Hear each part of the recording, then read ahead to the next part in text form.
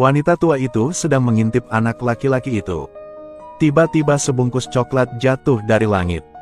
Tapi dia tidak melaporkannya ke polisi. Sebaliknya, dia langsung menuju sarang pengedar narkoba. Dia mengembalikan barang itu kepada mereka. Tapi syaratnya dia harus ikut. Bantu mereka menjual. Bos tertawa begitu mendengarnya. Tolong suruh dia pulang secepatnya untuk tidur. Namun Paulette tidak menyerah. Terus gunakan kefasihannya. Analisis untuk para Taipan. Dengar, pertama-tama, menggunakanku lebih aman. Siapa yang akan mencurigai seorang wanita tua? Ditambah lagi, menggunakanku juga lebih murah. Tolong bagikan beberapa mawar denganku. Bosnya terdengar masuk akal. Jadi bos memotong sepotong kecil untuk dia coba terlebih dahulu. Dan itulah cara Paulette menciptakan kekayaannya di akhir hidupnya. Dan dari sinilah sepotong kecil coklat dimulai. Kembali ke rumah. Dia membagi coklat menjadi porsi 5 gram. Dikemas seperti permen. Setelah selesai, dia teringat suatu masalah. Sial, lupa menanyakan harganya. Berapa harga jualnya? Tapi oke. Dia langsung pergi ke kantor polisi. Menemukan menantu laki-laki saya bekerja sebagai petugas polisi di sini. Tanyakan padanya berapa harga 1 kilo coklat. Menantu laki-laki itu melihat Paulette sangat terkejut dan bahagia. Karena Paulette selalu membenci orang kulit hitam. Sejak putriku menikah, dia tidak pernah memperhatikan menantu berkulit hitam ini. Jadi ketika dia melihat ibu mertuanya datang menemuinya secara pribadi, menantu laki-laki hanya tahu bagaimana bersenang-senang tanpa banyak berpikir. Tanpa banyak bicara, dia mulai mengajar Paulette. Ini biasanya dijual per gram. Beda tipe, beda harga. Seperti yang ini, terlihat seperti coklat. Hampir 40 gram. Ketahui situasi pasar. Paulette dengan gembira meninggalkan kantor polisi. Namun masalahnya muncul lagi.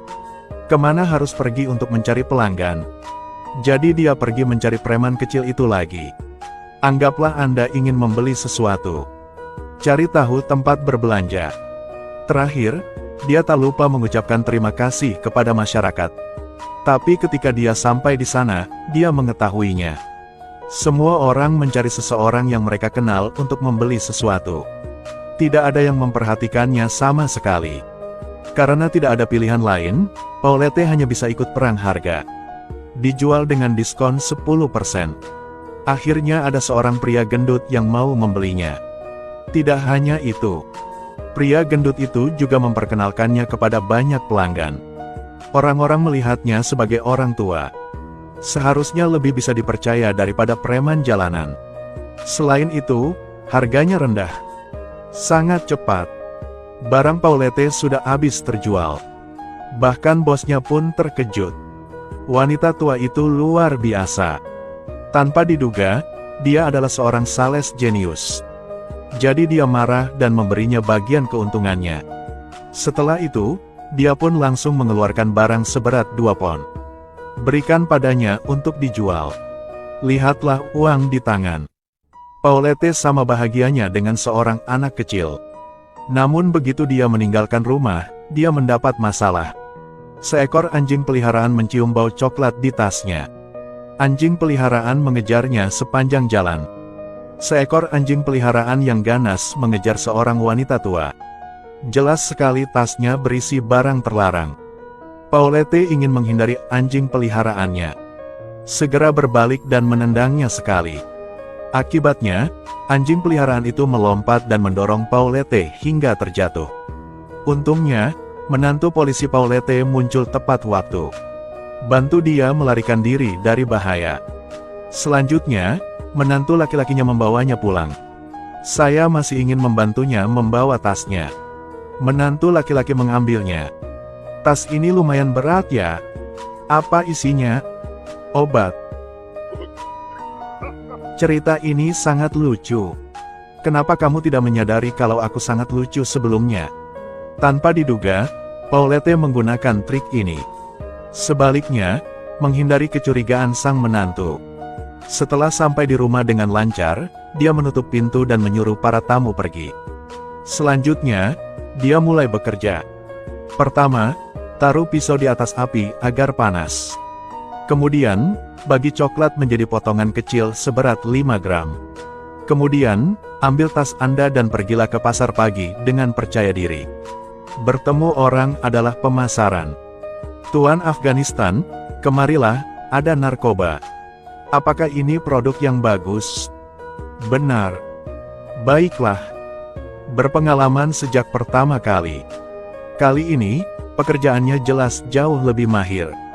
Berkat kecerdasannya yang fleksibel dan keunggulan harga, barang-barangnya dengan cepat terjual setengahnya. Hasilnya, dia pun mendapatkan basis penggemar setia. Namun pada akhirnya, dia menjual barang ilegal. Paulette tidak bisa diyakinkan. Pergi ke gereja dan cari pendeta untuk meminta maaf. Pendeta itu mendengarkan dengan tidak percaya. Hanya ingin menasihatinya agar segera menyerah dan kembali ke jalan yang benar. Masukkan sejumlah uang. Tidak ada cara lain, dia hanya bisa menambahkan beberapa bahan lain ke baris yang tersisa. Setelah itu, Paulette keluar dari gereja. Namun di luar dugaan, ia dihadang oleh sekelompok gangster. Berasal dari saat Paulette mulai menjual coklat. Sumber pendapatan para gangster ini telah terputus. Semua pelanggan lama mereka dicuri oleh Paulette. Maka para gangster itu segera mengajari Paulette cara hidup. Bukan sekedar menghajarnya setengah mati, tapi dia juga merampok uangnya. Bagaimana menjelaskannya kepada bos? Dia tidak punya pilihan selain menambahkan beberapa bahan lain ke sisa barang. Untuk menambah berat badan. Saat meneliti, putri saya mengetuk pintu. Katanya aku harus melakukan perjalanan bisnis. Minta dia untuk membantu merawat putranya. Siapa sangka bocah ini sangat nakal. Memanfaatkan Paulette yang tidak memperhatikan, dia diam-diam melarikan diri ke dapur. Tempatkan bumbu dalam mangkuk. Terakhir, tambahkan sepotong coklat. Paulette menganut prinsip zero waste. Membuat kue dari campuran ini. Untungnya, sahabatku datang berkunjung. Dia membawakan kue untuk menghibur mereka. Para suster mencoba sedikit. Kue ini memiliki rasa yang sangat unik. Sepertinya ada beberapa bahan yang ditambahkan. Alhasil, setelah makan, orang menjadi sangat bersemangat. Seseorang mengangkat telepon dan berkencan dengan seorang lelaki tua. Orang lain menderita pikun. Mereka semua mulai menceritakan kisah-kisah yang tidak pantas. Paulette tiba-tiba menyadari sesuatu. Ya ampun, ini peluang bisnis baru. Jadi Paulette menghabiskan malam itu membuat roti dari sisa coklat. Buat menjadi roti. Keesokan harinya, bawalah ke jalan untuk dijual. Para preman melihat roti itu dan mengira dia telah mengubah profesinya. Jadi mereka tidak mengganggunya lagi. Dan pelanggan lama itu memakan rotinya. Semua orang memujinya tanpa henti. Prestasi Paulette meningkat pesat. Penjualannya dalam satu hari sama dengan penjualan orang lain dalam sebulan. Bahkan bosnya pun kaget. Paulette memanfaatkan kesempatan ini untuk mengajukan permintaan. Minta untuk menaikkan tingkat komisinya dari 1% menjadi 3%.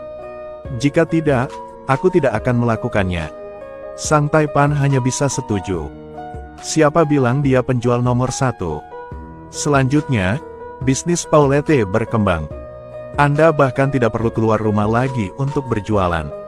Karena pelanggan akan datang ke rumah Anda sendiri. Dan ada juga kebutuhan untuk memesan terlebih dahulu dan mengantri. Hanya bisa membeli roti. Sang Taipan membesarkannya seperti dewa keberuntungan. Juga secara khusus mengirim penjaga untuk mengantarkan barang kepadanya. Lambat laun, jumlah pelanggan semakin bertambah. Paulette tidak bisa melakukan semuanya sendirian. Jadi dia memutuskan untuk mengembangkan tim baru. Dia pergi ke preman yang menindasnya sebelumnya. Ajak mereka makan kue. Dan tawarkan mereka uang. Paulette bertanggung jawab membuat kue.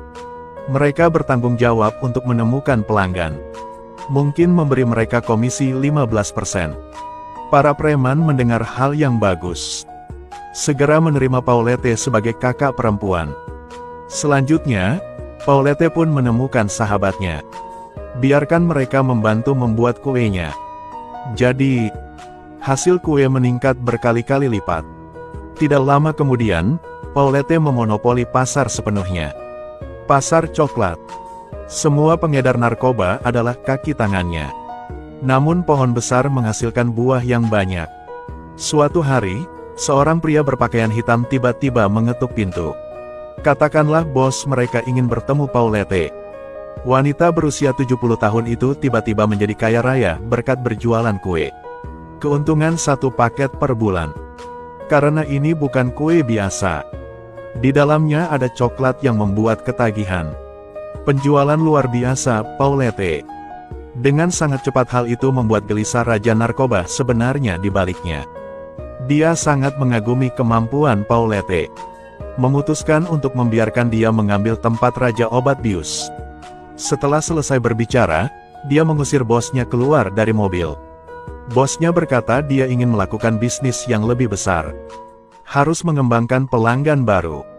Bagaimana cara mengembangkannya? Perkembangan menuju sekolah. Anak-anak paling suka makan kue. Kecanduan harus dimulai sejak kecil. Setelah mendengar ini, Paulette menjadi bingung. Padahal dia sangat menyukai uang. Tapi itu juga ada batasnya. Menjual kue kepada anak-anak. Bukankah ini gila? Jadi dia menolak bosnya. Dan memutuskan untuk mencuci tangannya dari pedang. Keesokan harinya, dia membeli mobil mewah. Dia pergi berlibur ke pantai bersama cucu dan sahabatnya. Mereka bersenang-senang setiap hari. Bukan sekedar tinggal di apartemen presiden yang pernah diimpikannya. Pergilah berjudi juga untuk memuaskan diri sendiri. Awalnya saya pikir saya bisa hidup damai sampai akhir hayat. Tak disangka saat pulang ke rumah, menemukan rumah bobrok. Selanjutnya, bos muncul. Dia mengancam Paulette dengan pistol. Katakanlah mereka menculik cucu Paulette. Jika Paulette tidak bekerja sama dengan Taipan itu, mereka akan membunuhnya. Sekarang, menantu polisi Paulette datang mengunjunginya. Para pengedar narkoba ketakutan dan bersembunyi di balkon. Ibu mertua demi keselamatan cucunya. Kami hanya bisa berbohong dan mengatakan bahwa rumah itu tertiup angin. Cepat usir menantumu. Namun, dia punya rencana di hatinya.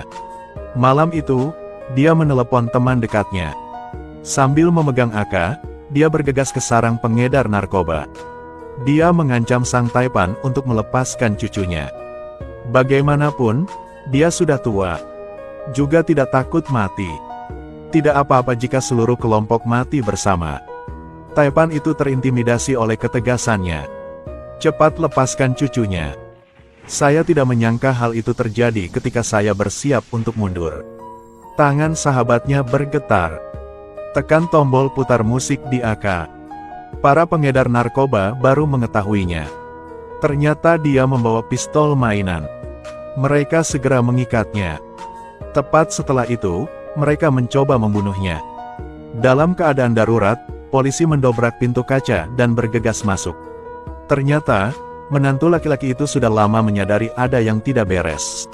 Segera merencanakan untuk membuat jebakan besar. Menangkap semua pengedar narkoba. Dan meskipun dia adalah ibu mertua seorang petugas polisi, tapi hukumnya tidak lunak. Masuk penjara saja.